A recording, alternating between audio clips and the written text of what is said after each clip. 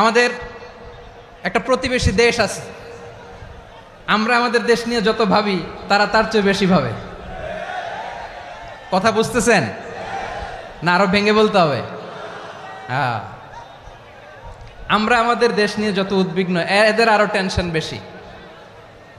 বলেন, আমাদের দেশে শান্তি আছে না নাই? আমরা হিন্দু মুসলিমে কখনো দাঙ্গা লাগে? আসতে বলেন, কেন লাগে? ওদের পূজা পার্বণে আমাদের মাদ্রাসার ছেলেরা যে পাহারা দেয়, চিল্লায় বলেন ঠিক কিনা? আমাদের তাফসির মাহফিলের সময় ওরা ডিস্টার্ব করেন, ঢোল বাজায় না। ওদের পূজা পার্বণের সময় আমাদের তাফসির মাহফিলের ডেট হলে আমরা চেঞ্জ করে দেই। সুবহানাল্লাহ, কি সাম্প্রদায়িক সম্প্রীতির রোল মডেল। আর ওই বাংলাদেশের ব্যাপারে তারা অনেক ডিস ইনফরমেশন ছড়াচ্ছিল।